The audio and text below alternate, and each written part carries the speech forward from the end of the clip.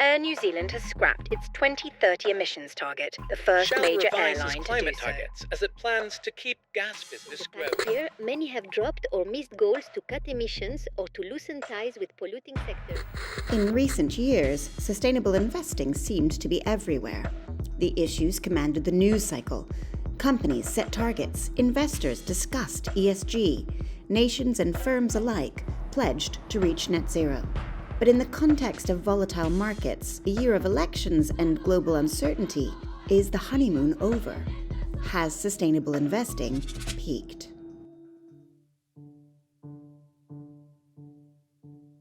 The overwhelming majority of the economy, as of today, is not green. When we talk about sustainability, it's actually something that is unfolding at a structural level over the course of many, many years, actually many decades.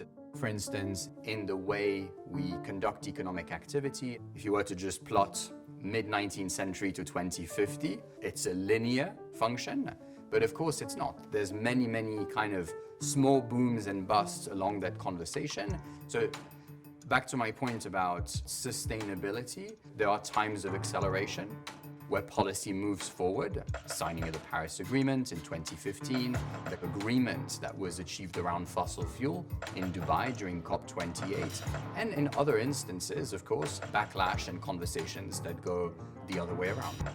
And I really wouldn't be surprised that that moment of slowdown is followed by an acceleration. It just so happens that it's not a linear transition. So what is this moment of slowdown caused by? There's been an argument the transition is actually going to be very costly, not just in terms of we need to deploy a lot of capital, but those upfront costs are also going to cost to businesses and to consumers because prices will increase. There's been some very, very high profile businesses and companies that have actually gone backwards. But I mean, we're still seeing tremendous growth in many businesses that are actually pursuing new business models as a way to generate revenues, generate profits, and redistribute those profits to their investors. So it's 2 steps forward, 1 step back, essentially?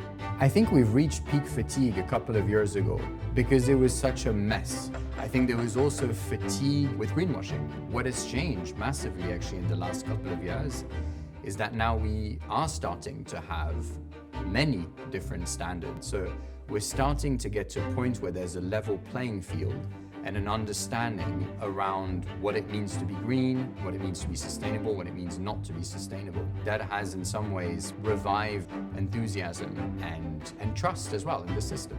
We've been an investment house for many centuries, and it so happens that now sustainability, we think, is incredibly material to investment decision making. I mean, it's gathered so much momentum, but the momentum is such that it cannot be stopped.